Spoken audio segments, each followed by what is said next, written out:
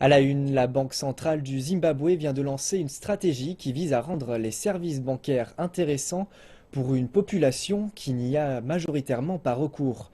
Un sondage datant de 2014 indique que seulement 30% de la population adulte du pays utilise les services bancaires. La Banque centrale du Zimbabwe veut qu'à l'horizon 2020, 90% de la population nationale utilise des services bancaires. Un objectif ambitieux dans un marché où la confiance a été minée par la fermeture de plusieurs banques.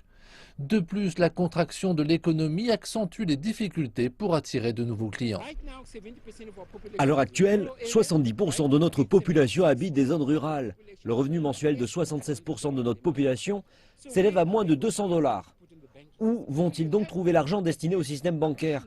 Il nous faut résoudre les problèmes en créant de l'emploi durable et décemment rémunéré. Alors les revenus pourront être injectés dans le système bancaire.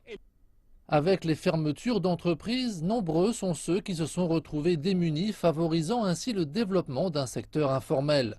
Lorsque l'on sait que seulement 14% des PME ont recours aux banques, on peut raisonnablement estimer que ce marché ne demande qu'à se développer.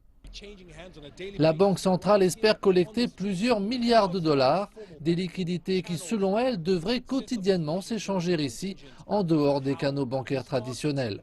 Le succès de ces mesures dépend de la réaction du marché. Ici, la première réaction, dénoncer le coût trop élevé des services bancaires. Il n'y a pas si longtemps, lorsqu'on déposait 100 dollars, on pouvait en obtenir 110 en 3 mois. Mais maintenant, si on dépose 100 dollars à la banque, après 2 mois, il ne reste que 80 ou 90 dollars. C'est donc plus intéressant pour moi de garder mon argent chez moi plutôt que de le laisser perdre de sa valeur. Pour les sociétés de financement, c'est l'économie qui est responsable de ces frais peu attrayants. Lorsque notre économie ira de l'avant et qu'elle se développera, les banques et les institutions financières trouveront des sources de revenus pour financer leur structure de coûts. La difficulté actuelle de ces coûts bancaires élevés est due à la façon dont les banques se financent. Par conséquent, à long terme, ce qui correspond à la vision de la stratégie nationale complète pour 2020, nous espérons que tout sera d'aplomb pour permettre la résolution de la question des frais. La Banque centrale a d'ores et déjà appelé les banques à supprimer les frais sur les services simples comme les dépôts et les retraits. Elle encourage également l'innovation, en particulier dans le domaine des plateformes intégrées de paiement mobile. Je pense que les banques traditionnelles tentent de quitter une logique d'agence physique. Aujourd'hui, c'est la banque en ligne qui prime. Et elle n'est que de 69% alors que le taux de pénétration du téléphone portable est de 100%.